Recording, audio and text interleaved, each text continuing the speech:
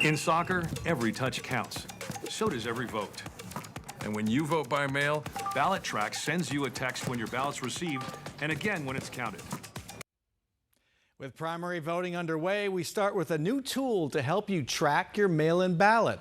Secretary of State Adrian Fontes rolled it out this past week, and Adrian Fontes joins us now to talk about ballot tracking and other election developments. Welcome back to Square Off. Thanks for having me. Again, Maricopa County voters have been able to use this tool for several years. I've used it. I love it. I get text messages about my ballot. But remind us how it works and then what's new for this election. So back when I was the Maricopa County Recorder, we were touring around to find best practices around the country, and we discovered that our friends on the other side of the Four Corners in Denver were telling their voters when the ballot was going to show up, or when they had mailed it, and when it was getting back to the election office. And so we decided to employ that tool. Basically what you do is you sign up, and we will push notify either an email or a text message to you at various stages in your ballot's journey. Number one, when it's getting prepared. Number two, when it gets mailed to you. Number three, when it gets back to the election office so that you can track it. And then once it gets signature verified and tabulated, you get that too. So what happens here is we've created that space where people can track their ballot and have confidence and peace of mind that the process is working the way it's supposed to. And again, these are all automatically generated as the barcodes get scanned and so forth. So it's a great program. I took it down to Pima County when I was the chief deputy recorder down there for a short time. And now as Secretary of State, we've had it going statewide, and this public service announcement is helping everybody across the entire state understand they can track their ballot. So all 15 counties now have this. That's correct. And I fooled around on some of the websites, Yavapai, I think I found it. All the county websites look different, so you might get to a different point. But they all have it. It all works. Can you say that you're confident this will work? Yeah, because the ballot tracking system for the 13 counties outside of Maricopa and Pima is run through sort of the software that we share with the counties. So we're sort of the hub. It's their data, it's their voters and their information, but we share that out of the same system. And so if you go to arizona.vote and go to ballot tracks, you can sign up, as you do and I do. And again, you'll get these automatic notifications by text or email or both, and you'll have confidence that our systems are working to track your ballot. So it didn't take a lot of behind-the-scenes work, you're saying? It took a bit of behind-the-scenes. Did it? Well, when we first launched, we didn't have it, and a lot of people... In Maricopa, you mean? Yeah, and it was really kind of, it was new, and the folks that were already there, because we didn't really let anybody go when I took over for Helen Purcell, they were a little angsty about it, and we made it happen, and it worked real well. Now, having launched it in Pima and now in the rest of the counties, folks all over the state are using it, and they love it, and it's super popular. So much so, Bram, that the program itself got funded by the state legislature in March.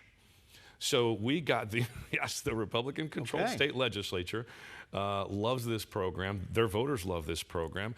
It improves transparency and accountability. It improves trust in the system. Governor Hobbs helped us find the money to do this public service announcement. And so we've got a Republican legislature and Governor Hobbs, and through my office, working together, bringing people together for the benefit of all Arizona voters. Why couldn't this be announced before voting started, June 24th? Well, we had to make sure that we had the money in hand. So because the state money for the program itself was there, but we have very strict rules about what we can use money for. And the state budgets very rarely give us the capacity to go and do public education like this. We found that federal money from the governor's office. I'm very grateful to Katie Hobbs for that. So this is why it was just really a matter of timing.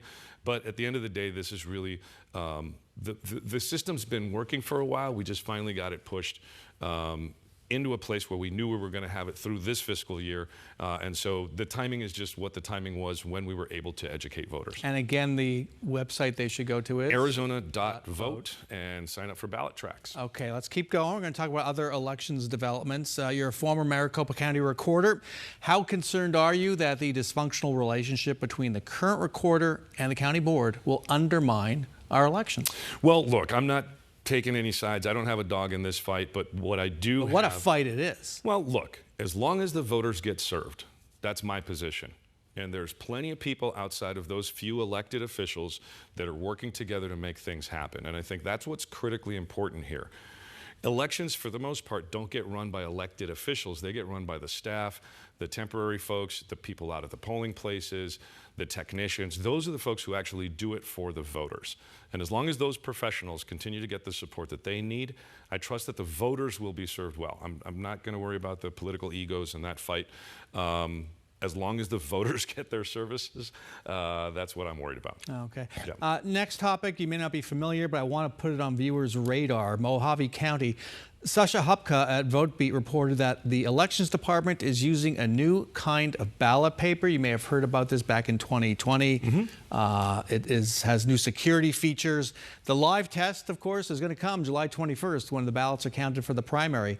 Have you been watching it? Do you have any concerns about using this new kind of ballot paper live when there were some problems with it during testing? Look, any sort of new technology, whether it's new papers, new printers, new check-in systems, the counties run elections at that level. We set up the guidelines. So as long as they're meeting our guidelines, the technical specifications that we've got, and if they test and test and test and test and test, then hopefully it'll go well. But Mojave County runs their elections just like Maricopa County runs theirs.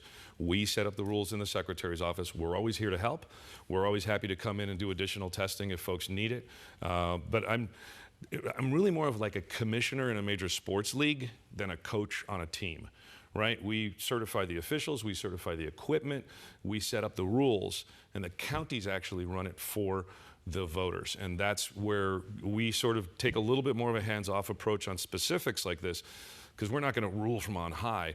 But as long as they're testing well, and again, I'll go back to what I said, in Maricopa, it applies everywhere. As long as the voters get served, that's what really matters to me. All right, going to end it there. Secretary of State Adrian Fontes, thanks so much for joining us, and happy 4th to you and your family. Same to you, Brian. When we